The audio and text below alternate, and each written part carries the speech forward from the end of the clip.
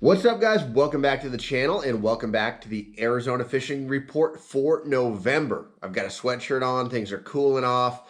Life is good if you live in Arizona right now. Trust me, we paid for it all summer long, as you all know, with that heat. But we're getting into that time of year where it's very comfortable to be outside. And I really, I consider fishing in Arizona like late fall, winter to be one of the best seasons of the year. Before we go any further, please make sure that you guys like this video, subscribe to the channel, and also if you're in the market for a vehicle, go check out Hatch Toyota in Northern Arizona, Show Low.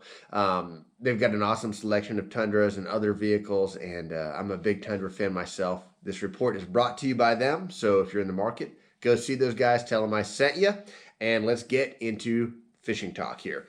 You can see in front of me here, I've got a bunch of baits that look like shad. Your whole focus right now is shad. Obviously, there are a few little unique niches that you can find on these different lakes, maybe fish eating bluegill somewhere, crawfish, whatever, but really they're going to be following the shad for the most part on any Arizona lake that you're fishing right now. Everything revolves around the bait. Now, we're going to go through it lake by lake, but like I said, there's a few things that I just want you guys to kind of keep in mind when you are out there on the water, stuff that I see lake to lake, it doesn't change it. And again, one, that's shad. Get around the shad. Two, the fish this time of year are starting, you're seeing more fish go deep. There are still plenty of shallow fish, still catching some topwater fish, but you're seeing more fish go deep. I would say over half the fish population in most of these lakes is over 20 feet deep right now. The water's in probably the low to mid 60, depending on where you're fishing, and a lot of them are getting deeper. So if you want an opportunity at a crazy numbers day, you probably want to be looking on the deeper side of the water column rather than shallow. If you like to fish shallow, you still have plenty of fish to fish for. We'll start at Roosevelt. That's where I've been spending a lot of my time lately, and it's been really good. This is one of my favorite times to fish Roosevelt when they get ganged up out deep.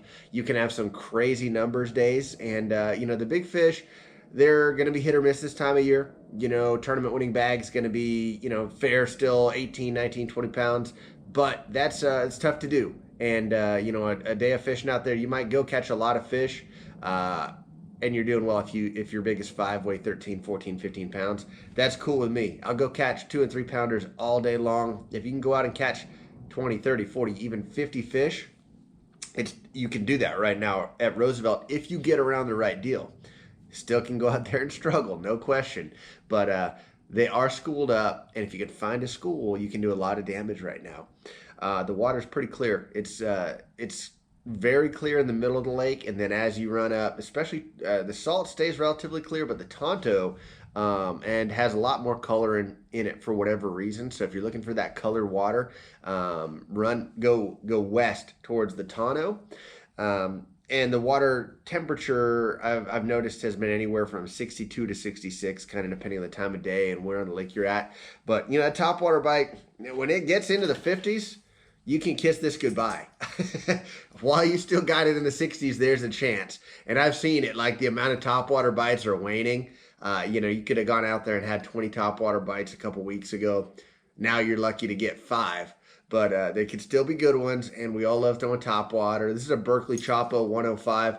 I had a guide trip on last Monday, and this was one of our best topwaters, or our best topwater. We threw buzzbaits for a little while, and what we noticed was a lot of the fish weren't way up tight, super shallow. They were kind of more on the outside edge of the trees and stuff like that.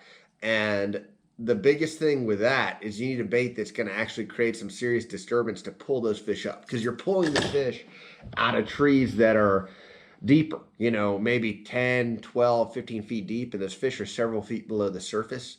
You need something that's really churning up some water to actually get their attention. A walking bait would work well too, but this Chopo right here did the trick the other day. And then if you're going to go deep, in between, I love deep cranking almost all year long at Roosevelt, but this is a great time of year to do it. This is a 25.5 dredger from Berkeley in a green gizzard pattern. It's a kind of a staple for me. You can see I've got this more translucent color for the clearer water that we've got going on right now. You can still catch them on whites and chartreuses, but I think you'll get more bites with more of a translucent color. That's working for the fish in the mid-depth. And then if you want to go deep, little jigging spoons like this. I mean, this little morsel right here is an M&M to those fish that are eating shad. You're not going to go catch a bunch of 5-pounders, but if you can get on a school of fish, you can catch 2-pounders until you're sick of it, which I never get sick of that. On a little spoon, jigging spoon like this. And then the Berkley Power Switch. I did some videos with my buddy Robert Meyer the other day, and those will be coming out for Berkley soon. If I could open this packet, I'm just going to go ahead and tear it open. But this is the Power Switch. It's a forward-facing bait that Berkley's come out with. They make it in a bunch of different sizes. This right here is the half-ounce size. I think it's actually 5/8 ounce. It's 3.5 inches long. I caught him on the 3-inch the other day. It's a 3/8 ounce. But, you know, you can fish this a lot of ways. We caught some just jigging it vertically like a spoon. But some seeing fish out there on the forward-facing, casting it, sinking it down to them, and then just twitching it. And this thing's got kind of a unique lateral action as you hop it. It was a really good way to catch them. But again, you can see all these baits mimic shad. And that's what we're going for, is something that looks like shad. Moving over to Bartlett Lake. Bartlett, the water had dropped big time, and fishing was really, really good. Like, we were catching a lot of numbers on Bartlett before the U.S. Open. And I guess they've turned that around, and the water's come back up quite a bit.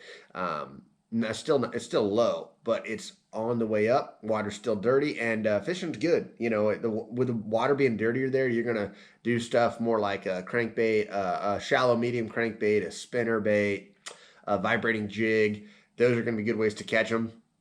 You can always catch fish there on stuff like, you know, drop shots and jigs and Texas rigs. You know, Texas rig up on the bank, little points and transitions and stuff like that works really well. But as usual, Bartlett's kind of the place you can go right now to catch a lot of fish, and kind of catch them how you want. But if I was going there, I would really try to focus on the shallow water reaction baits first. With the water coming up, the fish are going to want to follow that, as long as there's some bait around, and it's a good option for you right now. Lake Pleasant, there's been some guys catching fish out in deep water on jigging spoons, a lot of stripers and whites and stuff like that. And you're going to catch some largemouth deep too. If you like to, you know, get out there and drop shot the, you know, deeper structure and trees and stuff like that, you can catch fish doing that.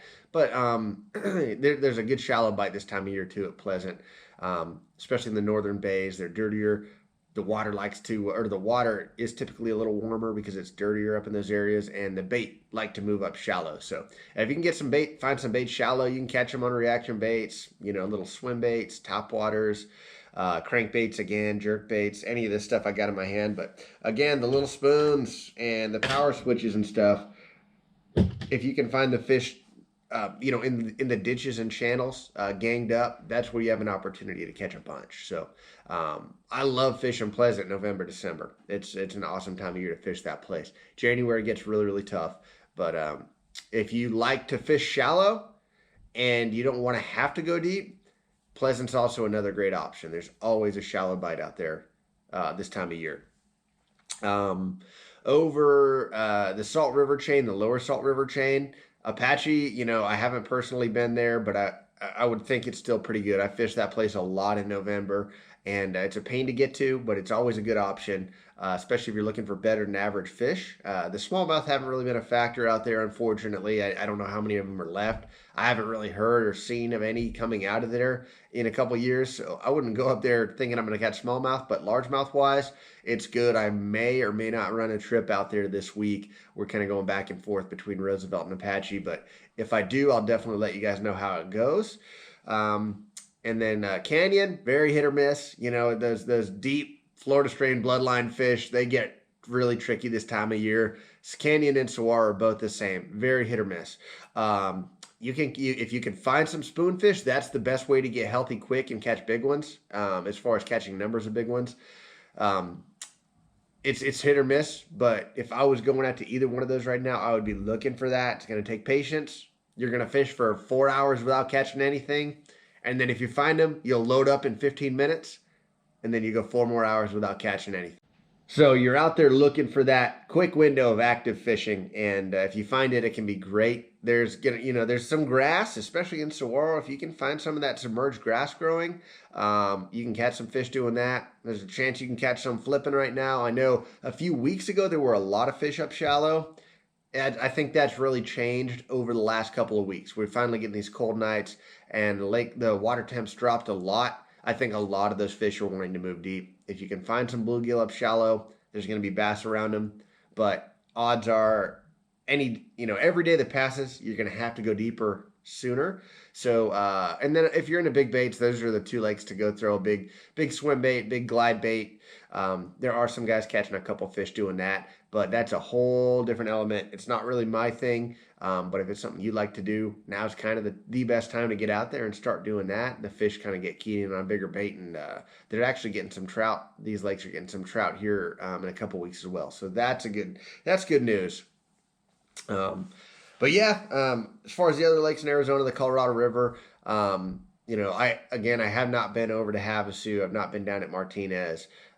There's a Toyota Series tournament going on right now at Havasu. They had a brutal, actually, I'm sorry, not Toyota, it's the One Bass AZ Open.